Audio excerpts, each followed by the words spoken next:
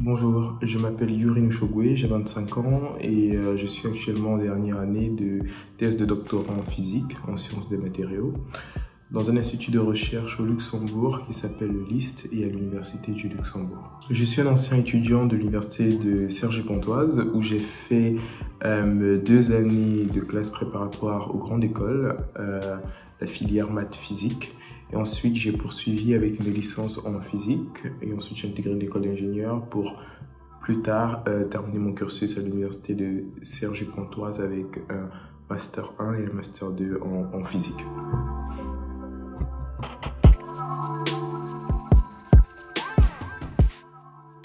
En ce qui concerne les qualités qu'il faudrait avoir pour suivre une telle formation, je pense notamment à la curiosité. Il faudrait être curieux, il faudrait avoir envie de creuser.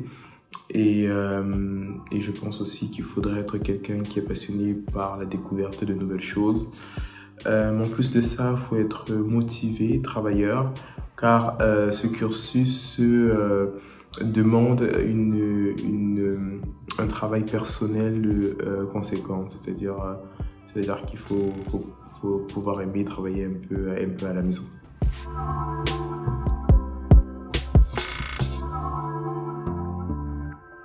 En termes d'anecdotes, au cours de mon parcours, j'ai dû faire un stage forcément de dernière année, de M2. Et j'ai fait un stage dans une entreprise en France, dans la recherche et le développement.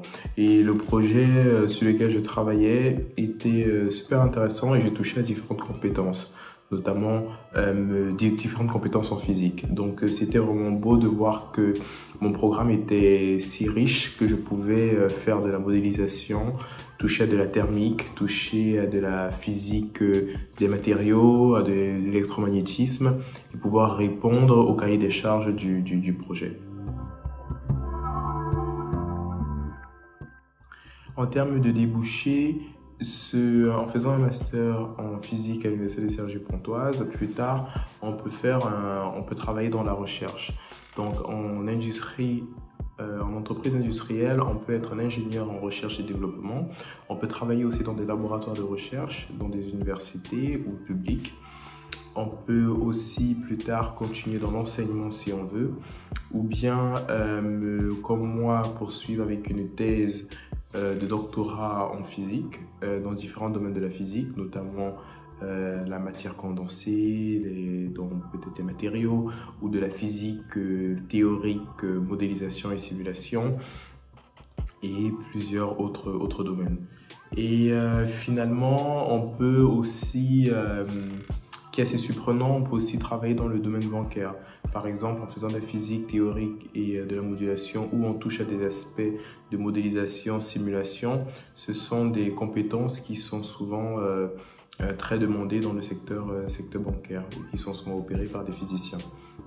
Et finalement, en ce qui me concerne, je compte finir ma thèse en physique et plus tard travailler dans une entreprise industrielle dans la recherche et le développement où je pourrais par exemple être chef de projet par exemple, car je suis très intéressé par le fait d'utiliser la science ici pour comprendre, que ce soit fondamentalement ou avec des expériences, la science qu'il y a derrière et ensuite l'amener à l'élaboration et à la production d'un produit qui peut être utilisé dans la société.